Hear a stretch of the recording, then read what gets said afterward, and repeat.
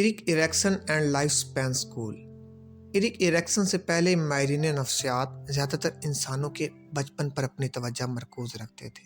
ان کا خیال تھا کہ انسان کی شخصیت بچپن میں ہی بن جاتی ہے اور پھر ساری عمر اس میں زیادہ تبدیلی نہیں آتی۔ ایرکسن کا کہنا تھا کہ انسانی شخصیت میں بچپن سے بڑھاپے تک تبدیلیاں آتی رہتی ہیں، مثبت بھی اور منفی بھی۔ زندگی کے ہر دور میں انسان کو ایک نیا چیلنج قبول کرنا پڑتا ہے۔ اگر وہ اس میں سرخرو ہو جائے تو صحت اور جوانی کی اگلی منزل تک پہنچتا ہے، ورنہ وہ نفسیاتی مسائل کا شکار ہو جاتا ہے۔ ایرکسن نے انسانی شخصیت کی پرورش اور ارتقاء کو 8 ادوار میں تقسیم کیا ہے۔ پہلا دور basic trust and basic mistrust ہے۔ یہ دور پیدائش سے پہلے سال تک کا ہوتا ہے۔ زندگی کے پہلے سال میں بچہ اپنی ماں پر اعتماد کرنا سیکھتا ہے۔ جو مائیں اپنے بچوں کا پیار اور محبت سے خیال رکھتی ہیں وہ بچے اعتماد سیکھتے ہیں، لیکن جو مائیں اپنے بچوں سے غفلت کرتی ہیں ان کے بچے عدم تحفظ کا شکار ہو جاتے ہیں اور بڑے ہو کر دوسرے انسانوں پر اعتماد کرنے سے گھبراتے ہیں۔ ان کے لیے دوسرے انسانوں سے محبت کرنا مشکل ہو جاتا ہے۔ دوسرا دور ایٹونمی اینڈ شیم۔ یہ دور پہلے سال سے تیسرے سال تک کا ہوتا ہے۔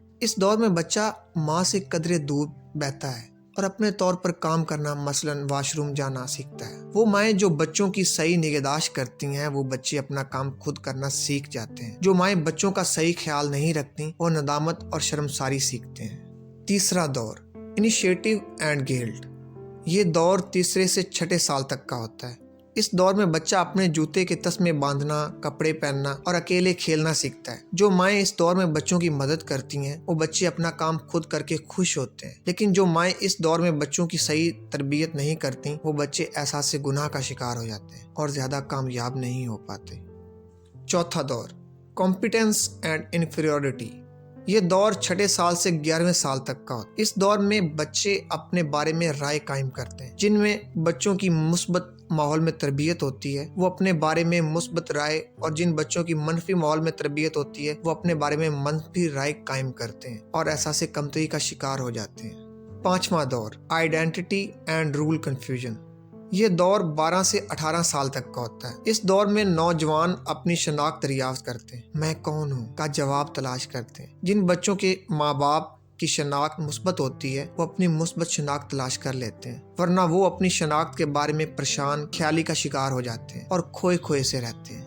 چھٹا دور انٹیمیسی اینڈ آئسولیشن۔ یہ دور 18 سال سے 35 سال تک کا ہوتا ہے۔ اس دور میں انسان جذباتی اور رومانوی رشتے مستحکم کرتے ہیں۔ جو لوگ محبت کر سکتے ہیں وہ محبوب بناتے ہیں، لیکن جو جذباتی عدم و اعتماد کا شکار ہوتے ہیں وہ اکیلے رہتے ہیں اور احساس تنہائی کا شکار ہوتے ہیں۔ ساتواں دور جنریٹیوٹی اینڈ اسٹیگنیشن۔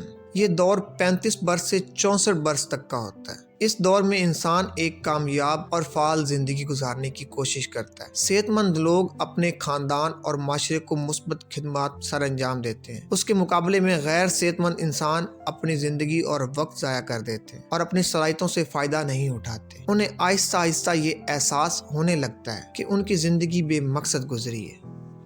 آٹھواں دور ایگو انٹیگریٹی اینڈ ڈسپیئر۔ یہ زندگی کا آخری دور ہے جو 65 برس سے موت تک کا دور ہوتا ہے۔ اس دور میں انسان اپنے ماضی پر نظر ڈالتے ہیں، بعض خوش ہوتے ہیں کہ انہوں نے کامیاب اور پرمعنی زندگی گزاری ہے، لیکن وہ لوگ جنہیں احساس ہوتا ہے کہ انہوں نے زندگی ضائع کر دی وہ دل برداشتہ اور افسردہ ہو جاتے ہیں۔ ایرکسن نے انسانی شخصیت کو سمجھنے میں گراں قدر اضافے کیے۔ انہوں نے انسانی نفسیات کی دنیا کو آئیڈینٹی کرائسس، شناخت کا بحران جیسے تصور سے روشناس کروایا۔